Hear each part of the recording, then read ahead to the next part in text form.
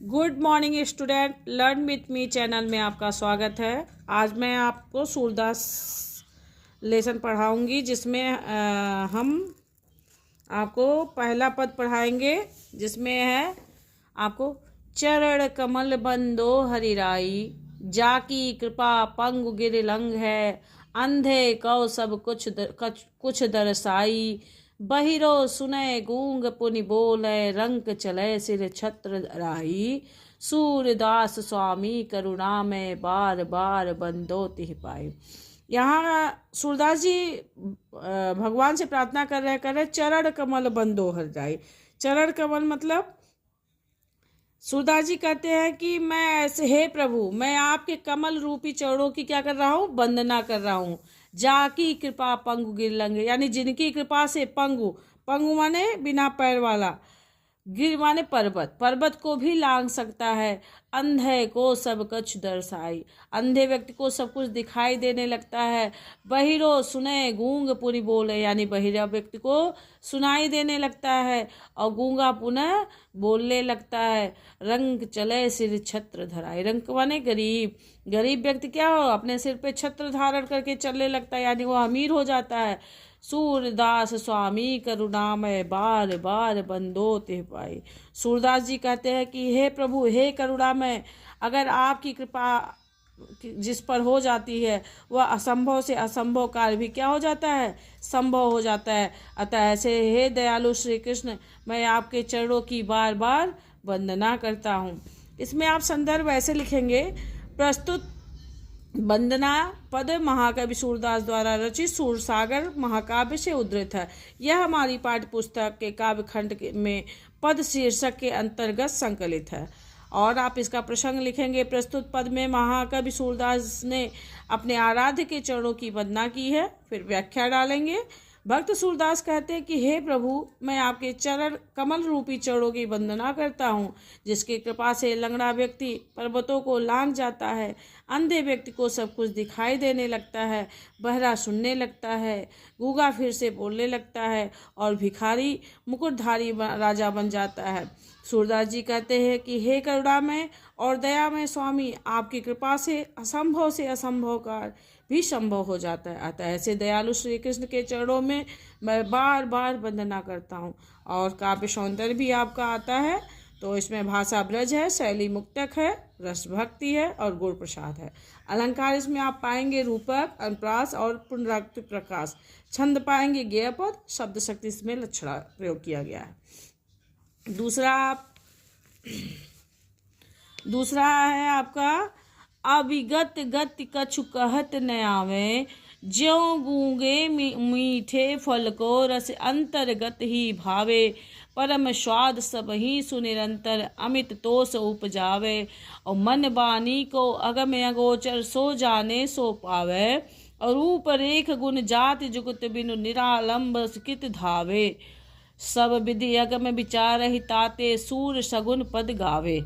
अभिगत गति कछु, अभिगत माने अज्ञात और निराकार, गति माने स्थिति या दशा, अंतर्गत माने हृदय में, परम स्वाद मतलब अलौकिक आनंद, अमित माने अत्यधिक, तोष माने संतोष, अगम माने जहाँ पहुँचना कठिन हो, अगोचर मतलब जो इंद्रियों की गति से परे, यानी इंद्रिया जिसका अनुभव करने में असमर्थ हो, निरालंब का मतलब होता है बिना किसी आधार के, धावे मतलब दौड़े, सगुण माने सगुण ब्रह्म यानी जिसकी मूर्ति पूजा न हो, अविगत गति कछु कहत न जाए। सूरदास जी कहते हैं कि निराकार ब्रह्म की आराधना करना क्या है, बहुत कठिन है ना। ज्यों गूंगे म्यूट, जिस प्रकार गूंगा व्यक्ति जो है मीठा फल खा ले और उससे उसके स्वाद के बारे में पूछा जाए तो क्या एक्सप्लेन कर सकता है, नहीं कर सकता है।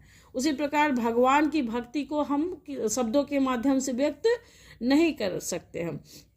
परम स्वाद सबही सुनिरंतर अमित तोष उपजाए, यानी वह उस स्वाद को किसी से बता नहीं सकता है, महसूस कर सकता है। वैसे ही भगवान की भक्ति को हम महसूस कर सकते हैं, किसी से उसका बखान नहीं कर सकते। मन बानी को अगम अगोचर सो जाने सो पाए, यानी जो इस भक्ति को पाता है वही जान सकता है, दूसरा कोई इसको एक्सप्लेन नहीं, उसको महसूस ही नहीं कर सकता है। जो भगवान की भक्ति को पाता है वही महसूस कर सकता है। रूप रेख गुण जात जुगुत बिन, हमारी इंद्रियां भी इस भक्ति को नहीं पहचान सकती हैं, यानी इंद्रियां भी उनको पाने में क्या है, असमर्थ हैं। ठीक है, क्यों? जिसका कोई न रूप है, न कोई पहचान है, न कोई गुण है।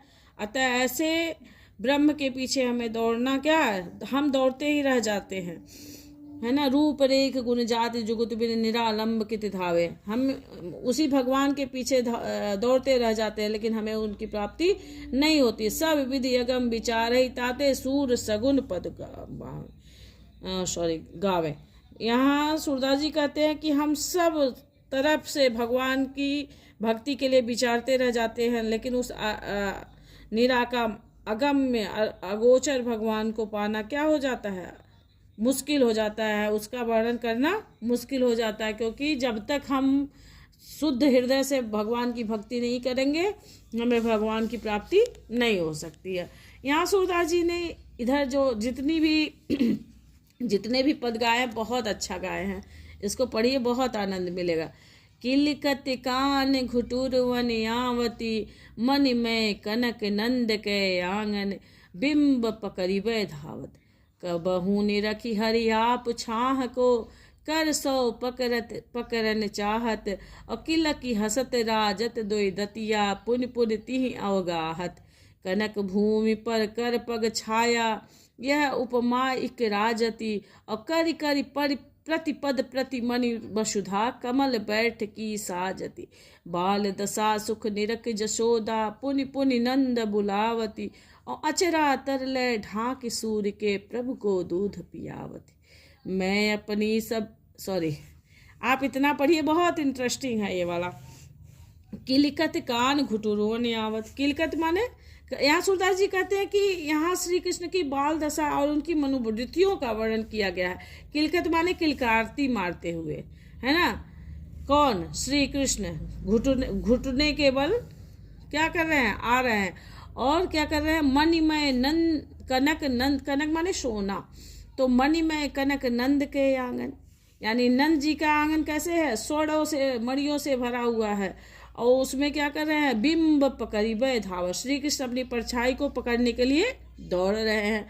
कबहू निरखी हरि आप छाह को, यानी कभी कृष्ण अपनी परछाई को देखते हैं, और कभी क्या कर रहे हैं, कर को पकड़ना चाहत, कर माने हाथ, यानी हाथ से उसको पकड़ने की कोशिश कर रहे हैं। किलक की हसत किलक की हसत राजत दुई दतिया, यानी जब वो हंसते हैं किलकारी मारते हुए, तो उनके आगे के दो दांत बहुत ही सुशोभित होते हैं। पुनि पुनि तिहि अवगाहत, यानी पुनि पुनि माने बार बार उन्हें क्या करते हैं, दिखलाते हैं। कौन कह रहे हैं, अवगाहत, कनक भूमि पर कर पग छाया, यानी स्वर्ण निर्मित आंगन में श्री कृष्ण की छाया को देखकर मन में क्या होता है, एक उपमा आती है। क्या, कौन सी उपमा सूरदास जी कह रहे हैं, एक राजत करि करि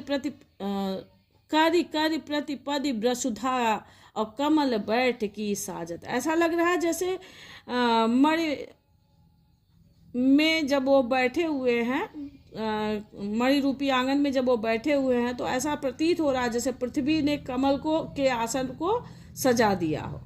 श्री कृष्ण अवगाहत, और बाल दशा सुख निरख जसोदा, है ना।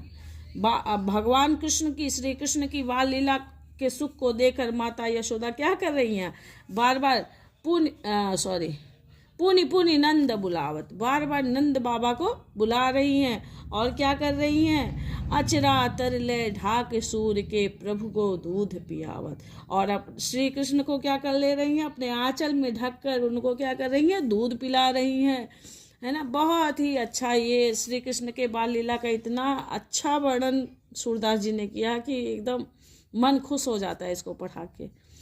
अब इसको भी संदर्भ ऐसे ही आप लिखेंगे, मैं व्याख्या बता दे रही हूँ। कवि सूरदास जी श्री कृष्ण की बाल मनोवृत्तियों का वर्णन करते हुए कहते हैं कि किलकारी मारते हुए श्री कृष्ण घुटनों के बल आ रहे हैं, नंद जी के स्वर्ण से बनाए गए और मणियों से युक्त आंगन में श्री कृष्ण अपनी परछाई को पकड़ने के लिए दौड़ते हैं। अपनी परछाई को देखकर वे उसे अपने हाथ से पकड़ना चाहते हैं, और किलकारियां मारते समय उनके आगे के दो दांत सुशोभित हो रहे हैं। बार बार वे उन्हें दिखलाते हैं, और क्या करते हैं, स्वर्ण निर्मित आंगन में श्री कृष्ण की छाया को देखकर मन में यह उपमान प्रस्तुत होती है कि मानो प्रत्येक मणि में उनके बैठने के लिए क्या किया जा रहा है, पृथ्वी ने कमल का आसन सजा दिया हो।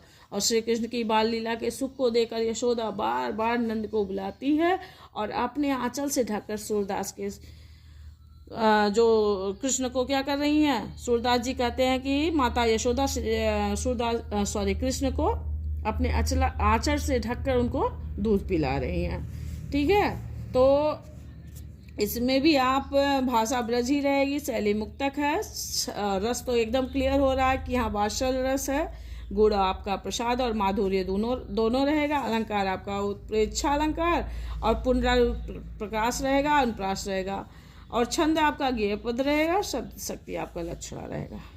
ठीक है, अब आप अगला मुझे लगता है कि मुझे 3 ही वीडियो देना चाहिए क्योंकि वीडियो काफ़ी बड़ा हो जा रहा है, तो मैं जो बाकी बच रहा है उसको अगले वीडियो में दूंगी। काफ़ी इंटरेस्टिंग है ये, मुझे ये लेसन पढ़ाना बहुत अच्छा लगता है। अगर आपको हमारा ये वीडियो देखना अच्छा लग रहा हो तो आप ज़रूर कमेंट करके हमें बताइए कि अगला वीडियो मैं कौन सा बनाऊँ। Thank you and good morning.